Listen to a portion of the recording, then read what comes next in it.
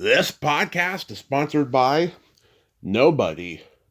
Hey dudes, welcome to Splat from the Past, the only 80s themed horror and sci-fi show where things can get totally radical.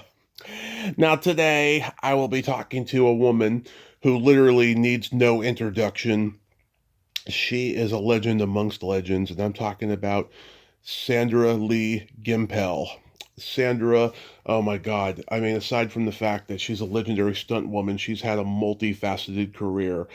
Oh my God. She was a dancer in 15 Elvis films.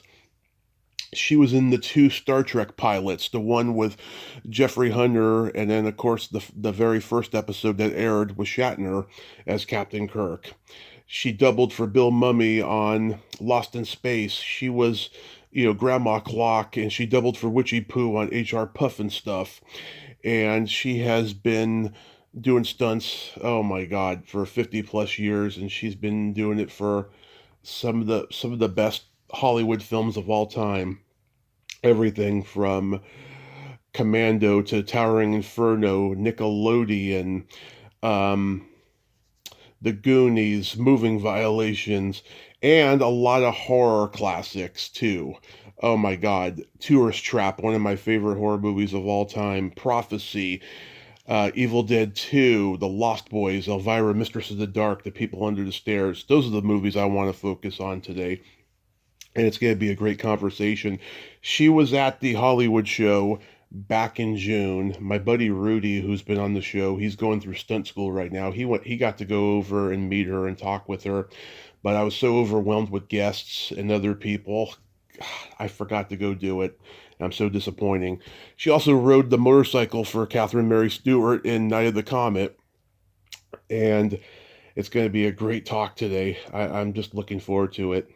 Also, my mom has been in the hospital again for the last week because she hurt her back, but she's okay. I just want to keep you all updated on her. Also, happy birthday, John Lennon. He would have been 85 today. Well, we all shine on Just Imagine. Rest in peace and happy birthday, John Lennon. So yeah, here is my interview with Sandra Lee Gimpel.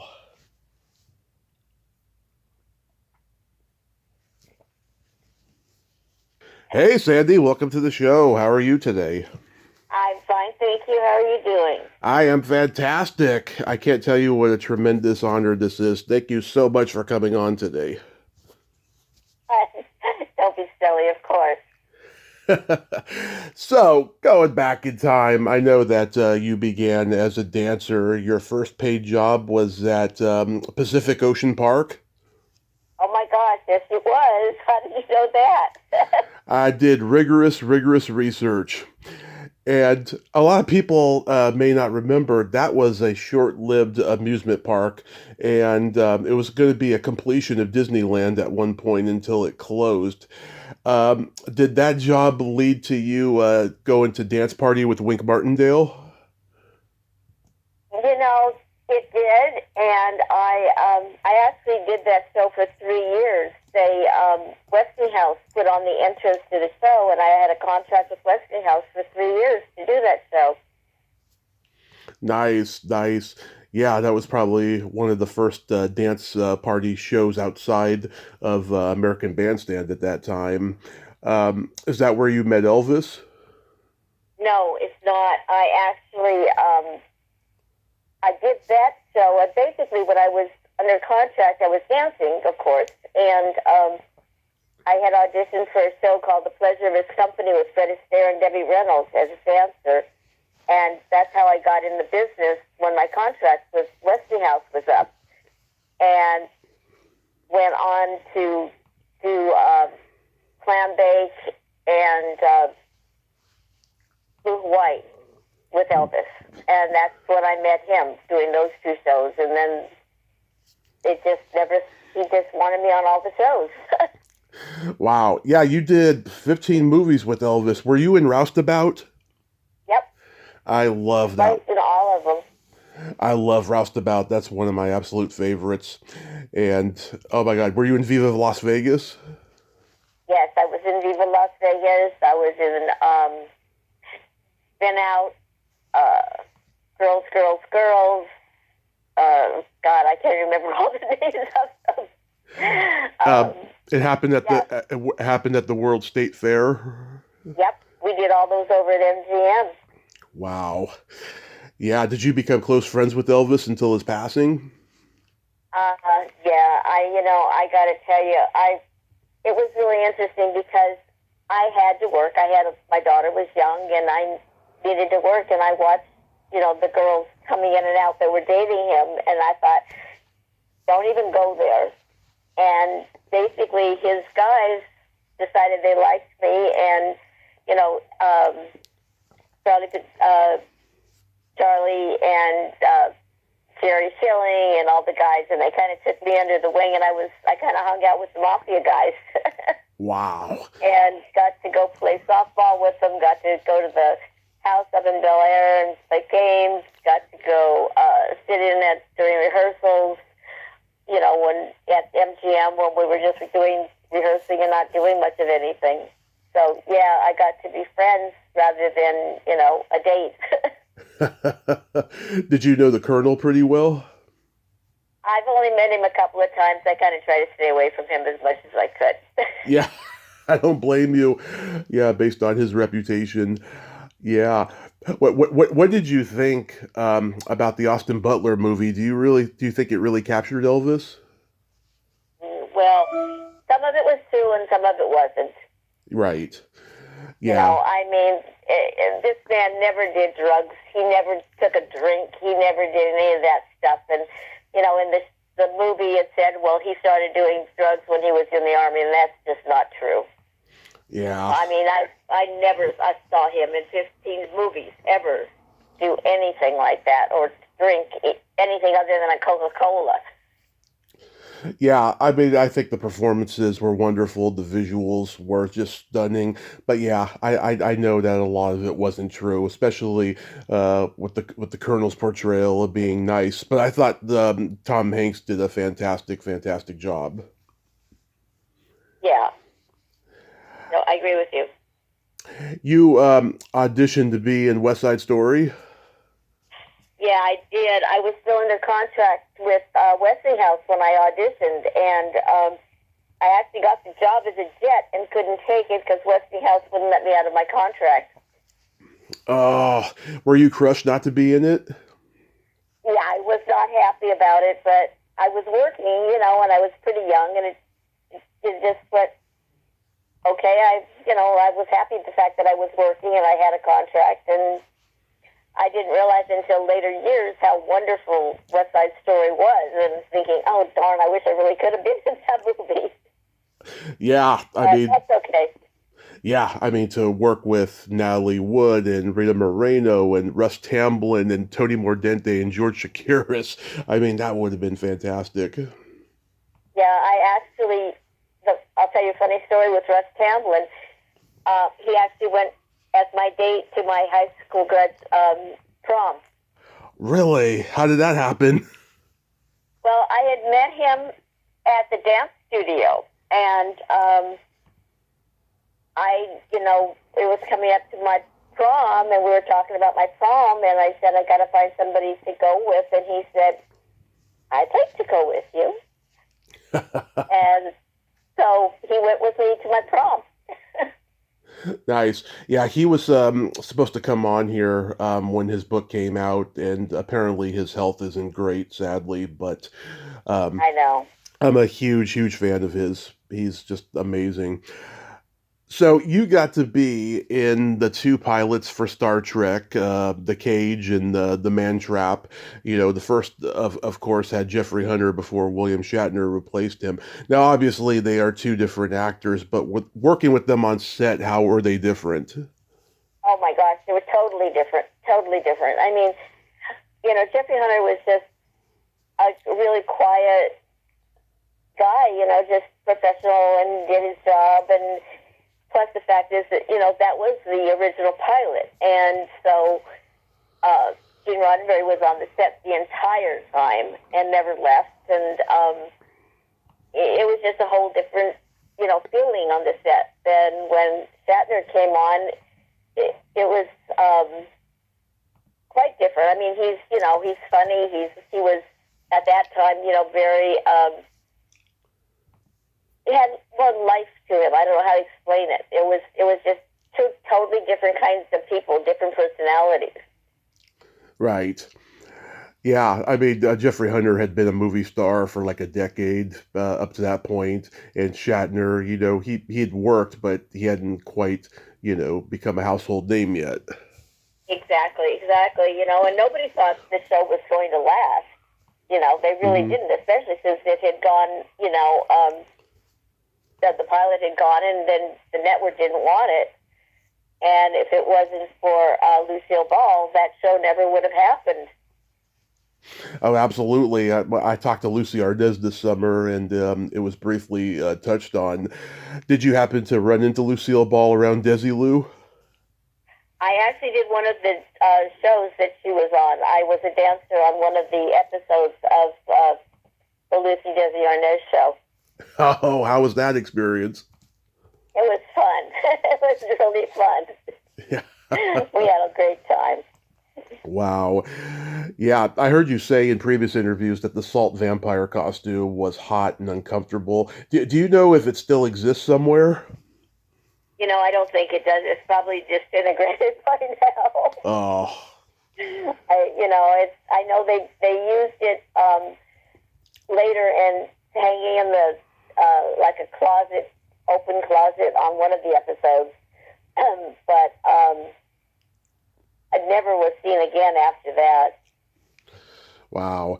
I know you've done the Hollywood show, but have you done actual Star Trek conventions? Oh, a lot. Yeah, a lot. I do the creations conventions in Las Vegas. The Star Trek conventions they have in Las Vegas. And I'm actually going to Chicago in November to do a Star Trek convention for them also. And I've gone to Ticonderoga Mm-hmm. to James Cowley has the whole entire original set built there. And it's so much fun. Bill Shatner and I both go and take tours through the set, explaining what happened on each of the rooms. Wow. Yeah. I mean, you must be amazed that all these years later, people still come and meet you because they remember you from those episodes. It's amazing to me because when you're working, you just work. You don't think about it, and you just go to work and worry about if you're going to have another day somewhere else. And how many years later, it's iconic. And I've Hmm. been very blessed to the fact that I've worked on several shows that are absolutely iconic shows. Absolutely. Like Star Trek. Yep. Lost in Space. Yep. You were Grandma Clock and doubled for Witchy Poo on HR Puff and Stuff. Yes, I was. And I also got to play the evil tree. Yeah. I was very lucky to interview Sid a few years ago. Did the Croft brothers run a fun set? Oh, yeah. And in fact, Sid and I talk all the time. We see each other all the time, which is so nice. And I was very close with both of them. Hmm. Later on, I'd even go, over to CBS Radford where their office was, and go sit in the office and just talk with them. When I wasn't working for them, when I was working on something else on the lot or something. So yeah, it was a lot of fun. I mean, I did not only got to do HR Puff and Stuff, I got to do Lidsville also, which was another one of their shows. Oh yeah, Lidsville. Were you in the 1970 HR Puff and Stuff movie? No, I wasn't. Oh, okay. In those days, I was working a lot. Oh, okay. Yeah, because Mama Cass Elliot played a witch in that, and Sid told me that they were neighbors. Uh-huh. Were you in Planet of the Apes? Yes, I was in the TV series, Planet of the Apes. Oh, the TV series. I'm sorry? Oh, the TV series. I thought it was the movie. No, I was in the TV series. The episode that's called Deception. Okay. There's a blind ape that she falls in love with a human, and she realizes that he's a human, and she starts crying, and she runs along the cliff and falls into the ocean. and I got to stunt double her. I got to fall into the ocean and actually fall into an airbag, and then they put me out in the ocean and they saved me. And that was an interesting job. Yeah, sure sounds like it. Star Trek is really what got you into the stunt world, right? Well, actually, Lost in Space. Oh, Lost in Space. I did Lost in Space. I was doing Lost in Space and doubling Bill, and doing that show and doing monsters and stuff on that show when they did the pilot for Star Trek, and they had called over to our stunt coordinator, who was Paul Stater, and said, "Who do you have that we can put all this makeup on isn't going to break out, from the latex and stuff?" And they said, "Oh, well, I'll give you Sandy. She does ours all the time, and we don't need her next week." So that's how I got Star Trek. Amazing. You did stunt coordinating for one of my favorite horror movies of the 70s, Tourist Trap. Anything stand out about that experience? Oh my God. That's the one we did in Hawaii. Yeah, that was a hard movie, only because, we had a lot of people on there and we were on location, and I actually stunt coordinated it and got to double one of the girls that falls down a mountain. Oh, yeah. And that fall was, I can't even explain it. I mean, we had to have helicopters filming it, plus the hill that I had to go down was like a 200-foot drop, and then it just dropped off to nothing. And we had to put our grips at the bottom of the hill where I was going to fall and hold like 30 pads up and build a place for me to stop, because there was no way to stop it once I started falling down that hill. Wow. And it was quite a stunt, let me tell you. It doesn't look like that much when you look at it on the show, but it really was quite hard. Yeah, I've talked to two of the girls, Jocelyn Jones and Dawn Jeffrey Nelson. They're both great ladies. They're so surprised that movie has a cult following now and stuff. I think Dawn at least was embarrassed about the movie for a long time, but I love it. It's a PG rated scary horror movie, and that's not an easy feat to pull off. No, it's not. It's not, but it was amazing. Yeah, David Schmoller, Charlie Band, those guys were just geniuses in how they made that movie scary. Then you did Prophecy. What did you do in that movie? Oh my gosh. God, I can't remember. There were so many of them that I went in and worked, and then left. But what did I do? I don't remember what I did on Prophecy.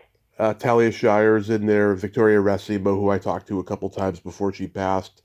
And yeah, I think it's a very underrated horror movie as well. To this day, I'm sure you get recognized all the time for Airplane. Yeah, that was a good one. Yeah. That fight that we did when I played the Girl Scout in the bar. Yep. And when we went to do that fight, we were told by our directors that they didn't want a girl fight, which meant the girls, when girls would fight, they would, pull hair and roll around on the floor, and basically that was it. And he said, "No, I want a boy fight. I want the two girls to do a boy fight." And we actually got to do the first knockout, drag-out fight that two girls had ever done. I mean, it's one of the funniest movies ever, and that scene is still hilarious every time I see it. I was always baffled, though. Why were they Girl Scouts? Why weren't they like WACs? Women's military. Yeah, it was the way they did it and the way they shot it. It was so much fun and so funny.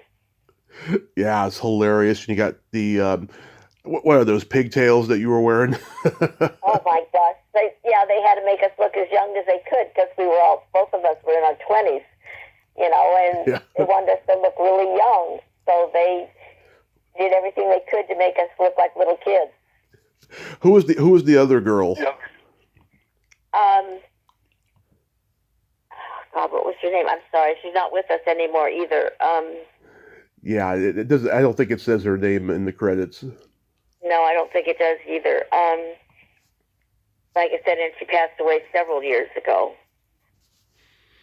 I'm just drawing a blank on her name. I'm sorry. It's okay. Robert Hayes, though, he's a sweet guy. I met him at Monsterpalooza years ago. What was he like on set? Oh, I love him. Yeah. Well, he and I got to be really good friends, and absolutely adored him. He was just, so nice all the time. And I actually did Fall at the House of Ushers with him also. Oh yeah. That he did, later on. So yeah, he's a doll. A sweet guy. I was trying I was trying to like ask him questions, and he like wanted to know everything about me. Well, it's funny. That's what I do when I'm doing conventions. I'm always asking the people come up and they're telling me I scared them to death when they were 11 years old, and these gentlemen, will come up to my table and I go, well, what do you do for a living? And I find people that are dressed in full costume, especially in Vegas, doing Star Trek, and they're doctors and lawyers and astronauts, and they work for NASA, and brilliant people, and it just amazes me that they're diehard, Star Trek fans. Absolutely. And that was filmed on the Paramount soundstage of Airplane? Oh, Airplane was at Universal. Oh, okay. Then you did stunts for Meatballs Part 2? Yeah, I did that. Doing stunts, you usually go in and come out, you go work a day to a week. If you're lucky, you get, more time, than that. But most of the time, you're just going in and coming out a lot. So you're not really on the set that much, interacting with other people, but you do get to work and, which is nice. Yeah, do you remember what stunt you did for that movie? No. It's okay. Okay. You rode the motorcycle for Catherine Mary Stewart Night at the Comet, right? Yes, I did. That I did. That's the last time I wanted to ride a motorcycle. I know. I've heard you say in interviews that's your least favorite thing to do is ride a motorcycle. Why is that? Well, first of all, I'm 5 feet tall. Mm-hmm. So try to reach the ground on a 360 or 380 bike. Mm-hmm. I can hardly touch the ground.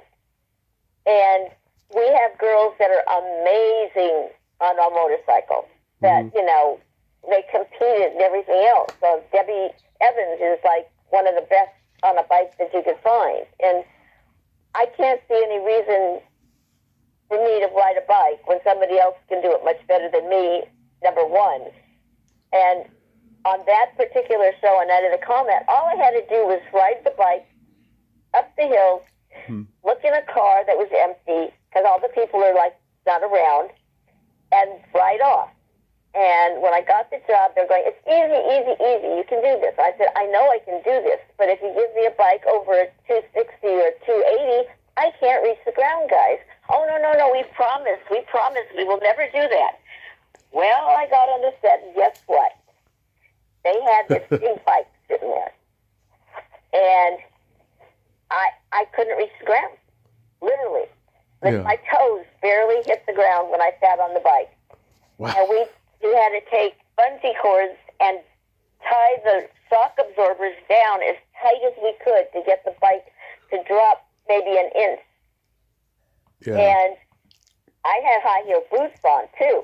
And we made it work, but it's not worth it. It was like, this is crazy. I don't need to do this. Yeah.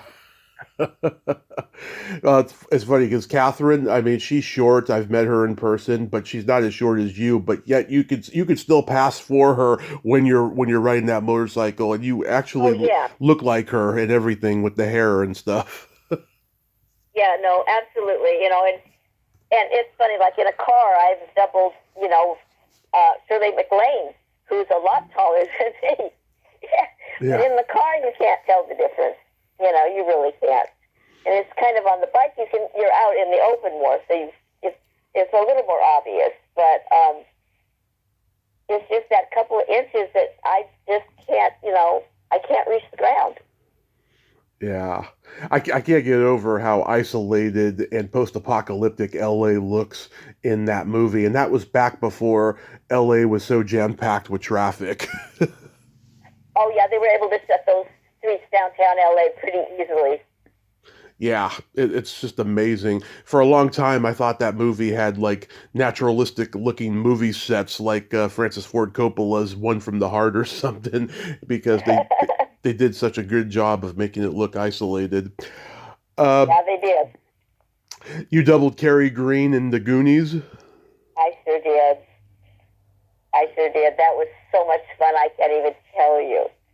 I got to go down the water slide into the water that, where the pirate ship was, and got to jump off the pirate ship for her. We actually, both of us got to jump off the pirate ship.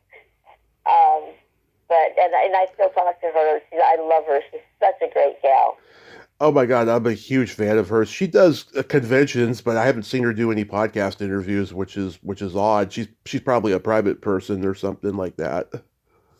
It's hard to get hold of her agent because I know she and I were trying to get her agent to give out booking both of us for the 60th anniversary of the Goonies, or the 50th, whatever it was, and that they just had, and he never calls you back. He's terrible. And a couple of other people I know that wanted to book her to do stuff, because you have to go through her agent. He just didn't ever get back to them. It's just too bad. Interesting. Yeah, that is too bad. But when she jumps off of the ship, that's you? Yeah, When she gets thrown off the ship? Yeah. that's me. We both, like I said, we both got to jump off. So there's pictures of both of us. But they had the whole stunt team, doubling everybody jump off the boat to start with, and then they did a couple of individuals with the girls and the guys because they needed to see their faces also. Yeah, that was done on the set. That was done on a stage at Warner Brothers. Yeah, that's probably like the same sound stage that Errol Flynn did Captain Blood in the 30s.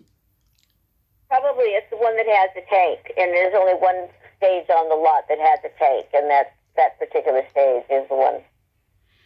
Yeah, and all the kids, their reaction to seeing the ship was genuine because they were not allowed to go near it during the course of filming when they were putting it together.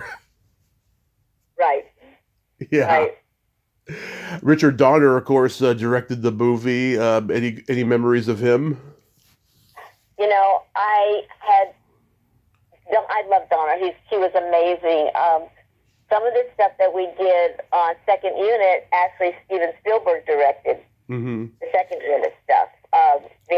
Some of that, and the one scene that when Carrie's in the wishing well. Yeah. And talking up. There's a whole sequence that was never put in the show. When she's standing in the wishing well, there's supposedly leeches in the well, and they come jumping up on her legs.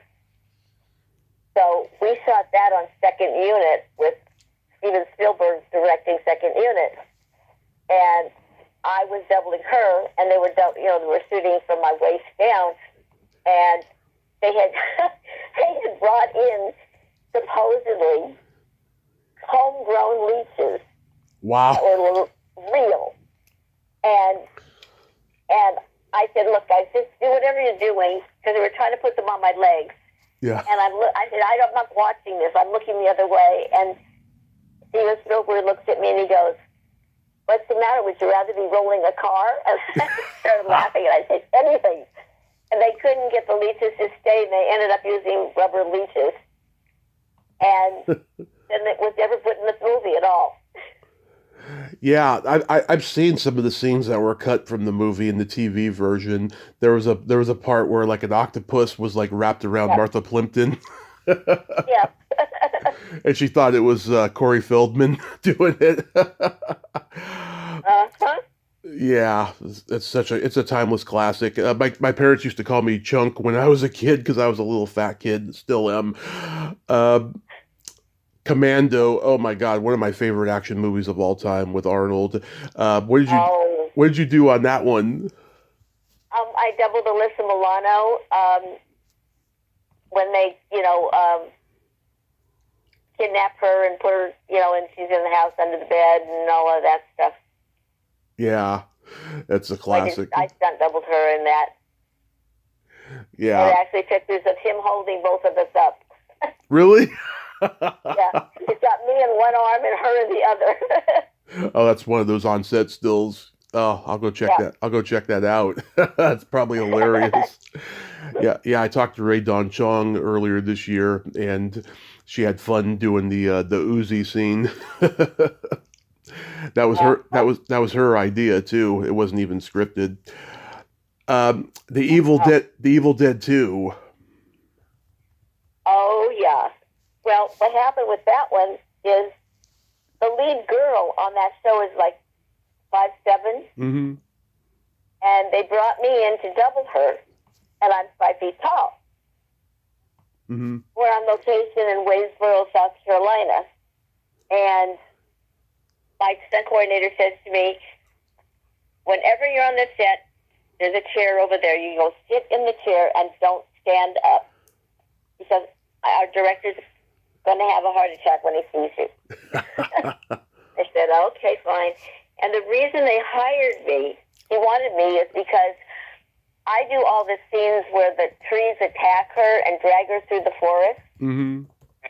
And they didn't want somebody tall because I was attached to an ATC Yeah. that was out of camera range, and he would pull me through the forest, and we'd be whipping through the trees, and they were afraid if somebody was taller, they would be too long, and they get caught on one of the trees as he whipped through. Mm-hmm.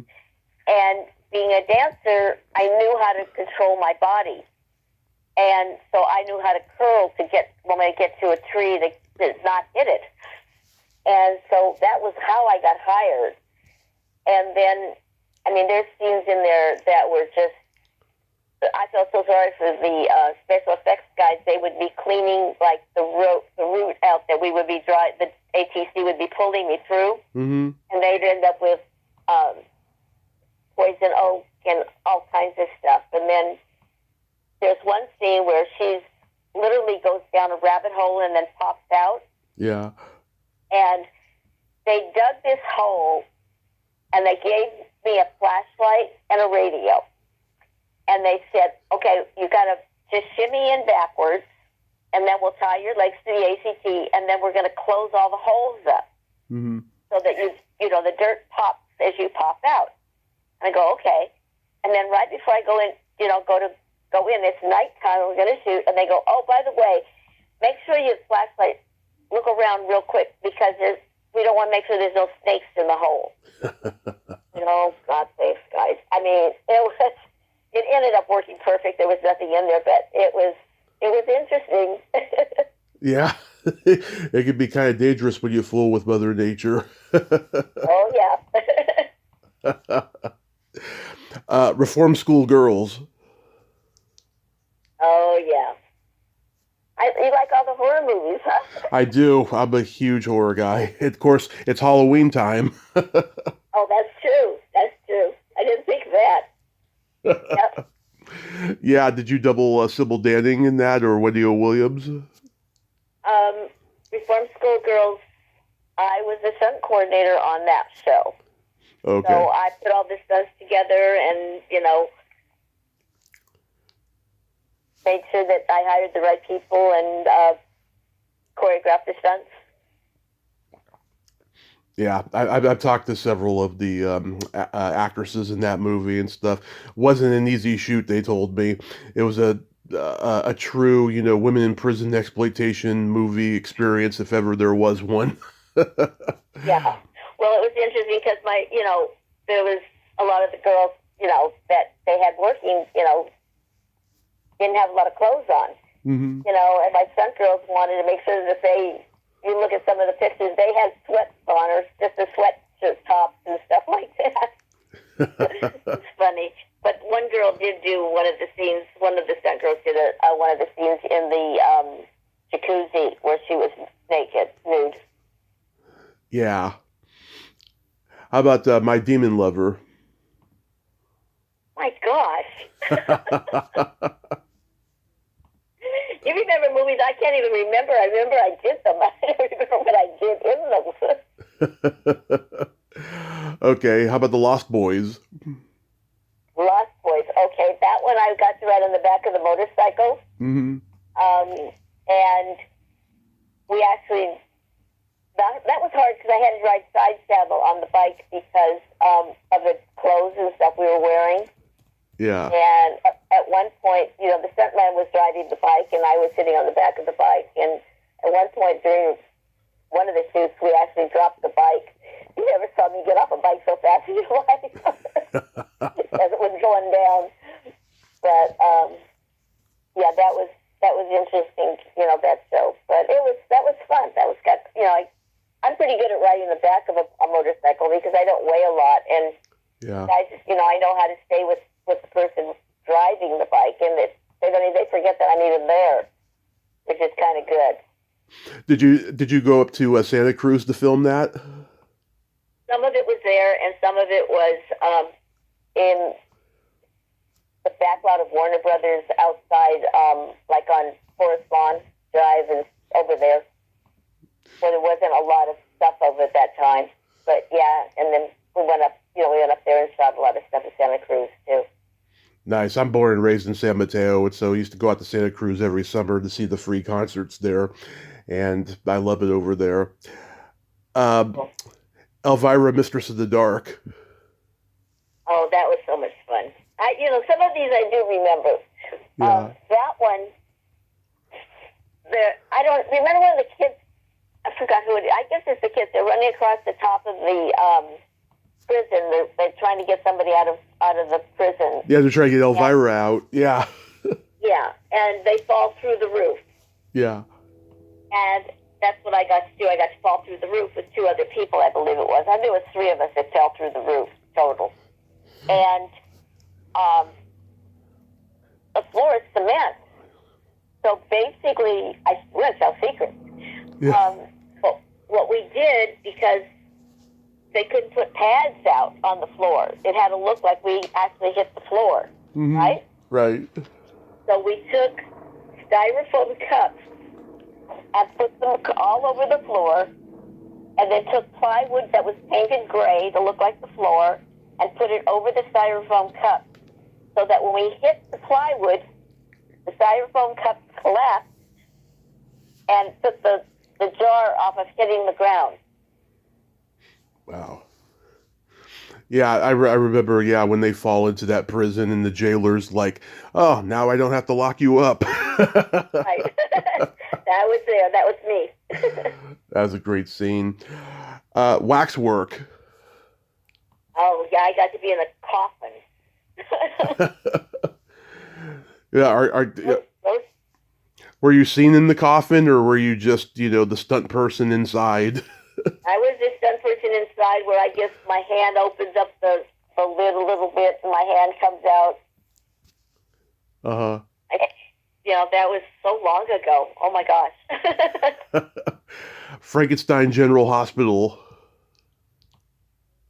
Oh my gosh. I just remember going in and out a day here and a day there on these shows, and I remember what I did on that one. Yeah, because you did so many horror. Death Spa. There's that one. Yeah. Yep, I did that one too. I mean, it's just, I look at all the titles and I go, oh yeah, I did that, but I don't remember what I did. One of my favorite comedies is The Adventures of Ford Fairlane, and I noticed a funny coincidence. Priscilla Presley is one of the stars of that movie and stuff. Did she have anything to do with you getting to work on that job? No, not really. It's funny because I actually worked with her not only on that job, I did a Fall Guy with her. Oh yeah. TV series Fall Guy, because I used to do a lot of the Fall Guys, and she came in and she did one of the episodes on that. So I'd actually worked with her a couple of times, and I just actually saw her at the last Hollywood show. And Yeah. got to go over and we got to talk for a few minutes. Kind of hard when people are lined up trying to get her autograph, but she did take a few minutes and come talk to me, which was really nice. I know when I was there was no way I was going to go over and meet her because there were so many people in that line. Same here with Garrett Morris and Lorraine Newman, and I really wanted to meet those two. I'm a huge Saturday Night Live fan, but no, there's no way that happened. I'll tell you. No, my daughter gets so mad at me. She goes, "Mom, there's a whole line of people." I go, "I know," and I go walk around to the front of them and tell the guy that's taking care of them, I just want to say hello because I did this show with them, and they go, "Oh, really?" And it works. Yeah. The people under the stairs. Oh, that show, yeah. That show, I went in, remember the little black boy that was attacked by the Rottweiler? Yeah.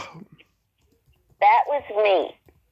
And basically what we had to do is they could not find a person, a child, or not a child, but a short person of color to double him. Mm-hmm. And so they went to Screen Actors Guild and got permission for them to paint me because there was just nobody that wanted to do the job. And we got permission to paint me down only because of that reason. Wow. And so I got to the set, and they introduced me to the person that brought the dog, and and I petted the dog, and I was talking to the dog, and Rottweilers, they're kind of docile when they're not mad. And so now we go down. They put me down at the end of the hall. They put a cage, which is called, around my chest, with food in it. And when the dog comes to me, he goes to the food. And then I put my arms around him and fall backwards. So we all knew what was going to happen. We had the dog stand up and, just look at me. When the dog stood up, he was as tall as me. He was literally looking in my face. And we did all of that slow, no problem. Okay, now they take me down the end of the hall. They've got the camera behind me. They've got the dog at the other end of the hallway, which is pretty long. Right. They roll the cameras, and the trainer starts agitating the dog. So the dog is barking and growling, and, they drip down their face. This face with these teeth. I'm standing at the end of the hallway going, "Oh, my God, what have I said I would do?" Yeah. and I lived with a lot of animals, but my blood literally ran cold. Wow. And I know I can't move. I can't pick up my arms because if I move at all, the dog will go to what's moving. So I literally had to stand still, literally. And here comes the dog, barking and growling, running down the hallway at me, jumps, grabs the cage. I put my arms around him. We fall backwards, and he starts licking me. It worked perfect. But that instant of seeing him at the other end of the hallway, barking at me, is the scariest thing I think I've ever seen. Yeah, even far scarier than anything that happened in Cujo. Oh, it was just, and it was interesting because I've done a lot of stuff with dogs and animals and stuff before, and it was just, you know darn well if he misses what he's going for, he's got you. Yeah, it's, I did a show that I coordinated called Any Day Now with Lorraine Toussaint and oh yeah. Oh dear God, I just forgot her name, but I doubled her all the time. Annie Potts? Yes. Yeah. Yes. And we had to recreate what happened with the riots in 1960 with the black people and the police attack, and all of that, and the marching. Right. So I looked up in the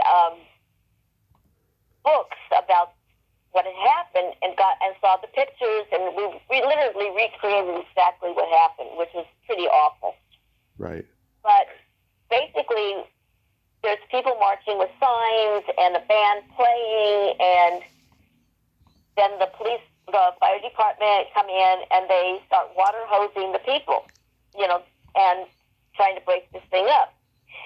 And one of the scenes is a dog comes and attacks one of the colored people and supposedly bites him on his arm, mm-hmm. his leg, on his leg. Right. So we did all the rehearsals. I've got the guy that's doubling the boy.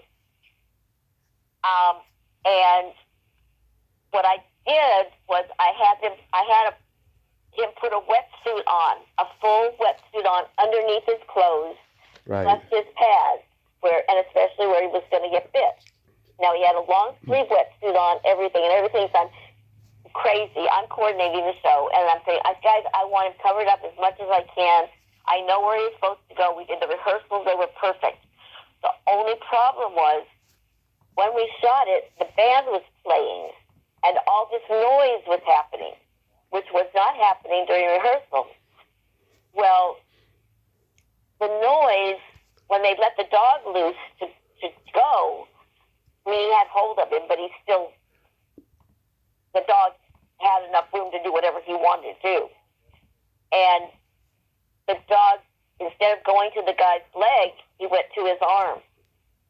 And if I hadn't had that wetsuit on him, he would have been bit because those teeth went right through that wetsuit.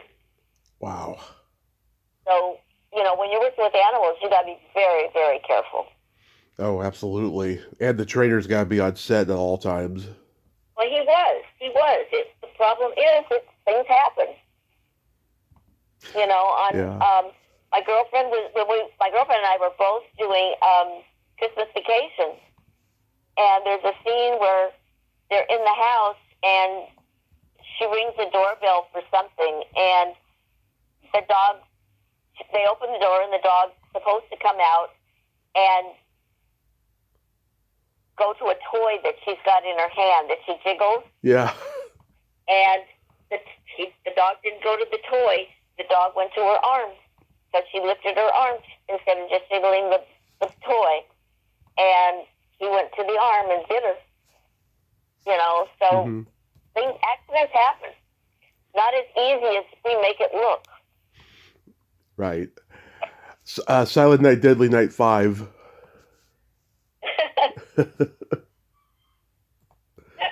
Nobody's ever asked me so many questions about the horror movies I've done. Well, isn't it a refreshing change of pace at least? The trouble is I can't remember so many of them. What did I do on that? Silent Night, Deadly Night. Oh, I know what I did. I did the car hit. Uh-huh. The car hit. The car hit. The boy is rollerblading down the street, and he looks and turns, and the car hits him. And so I rollerblade out into the middle of the street. They show the car coming at me. Then we lock the wheels off so they won't roll. And I stood in the middle of the street, and as the car gets close to me, I just turn and get hit by the car. I think the hardest part with that was that the rollerblades are heavy. Mm-hmm. And when I went to get up onto the car, fine. The car hit was perfect.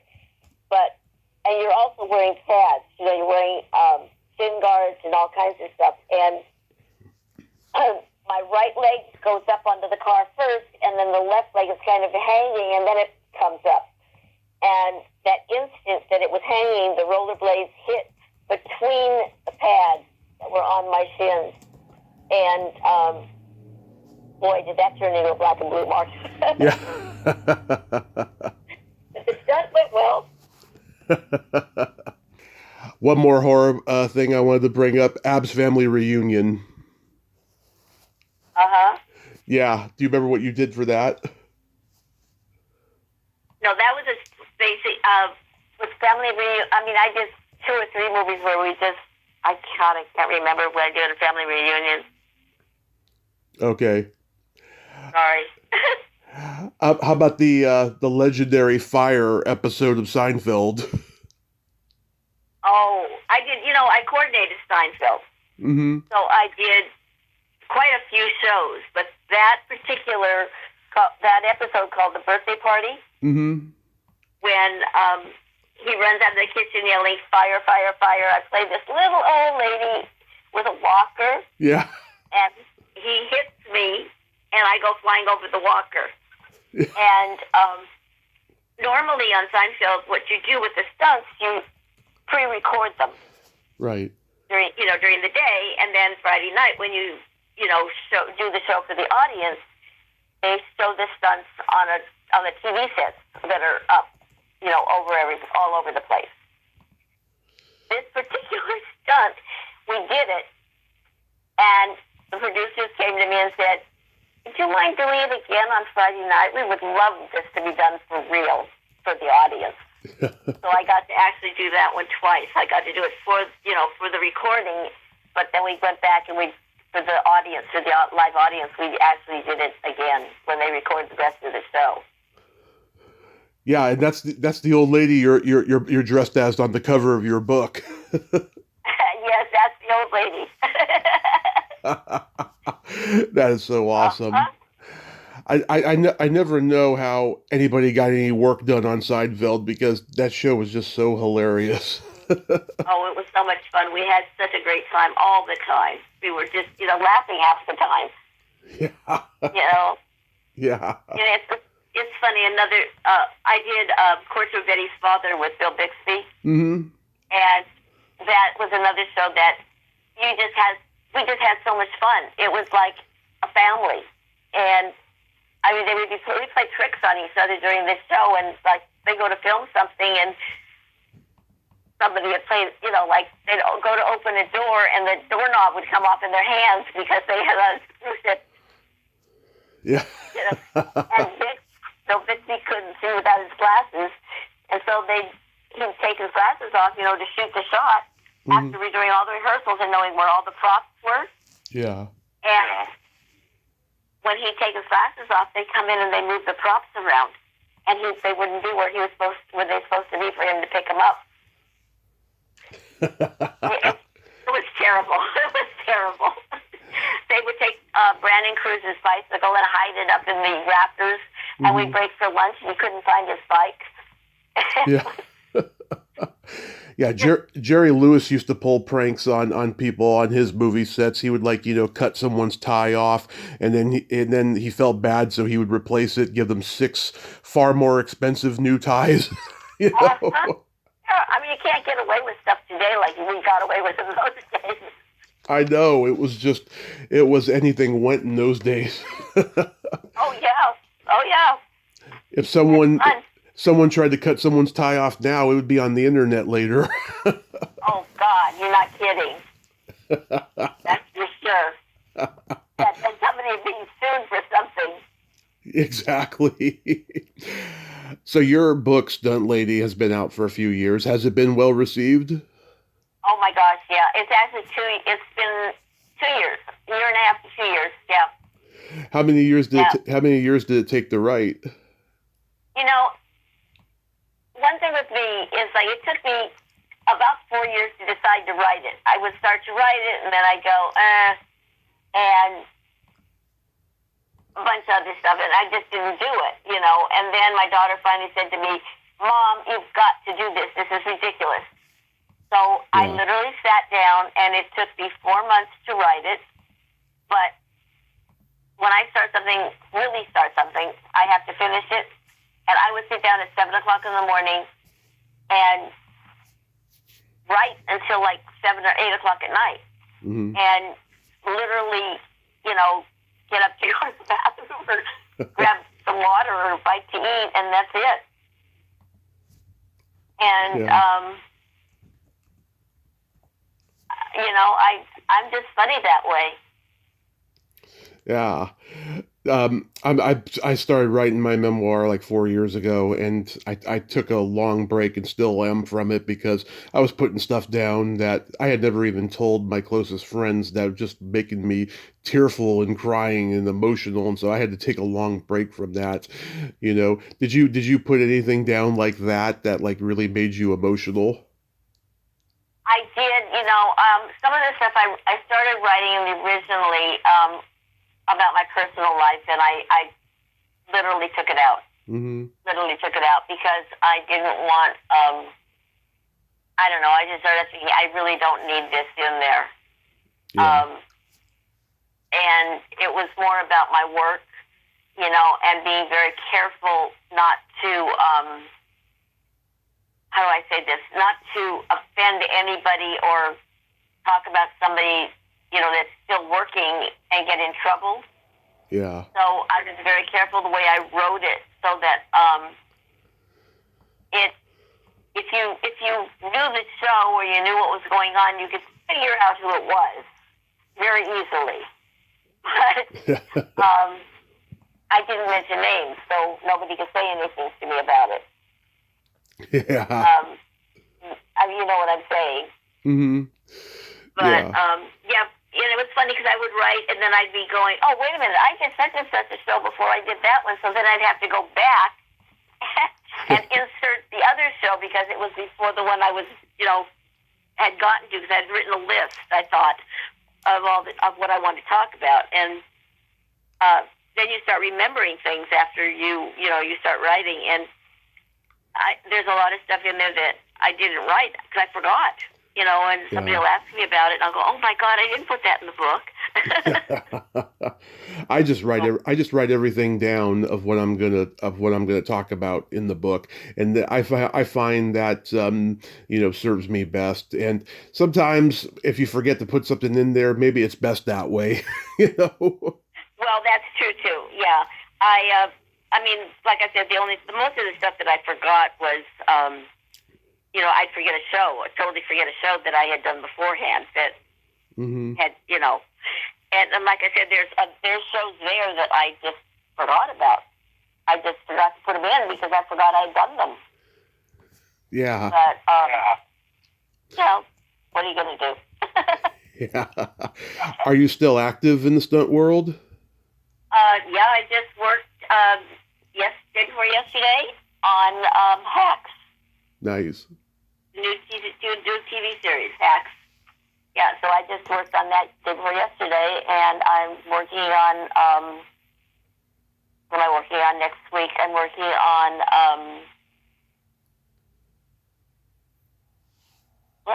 St. Dennis Medical.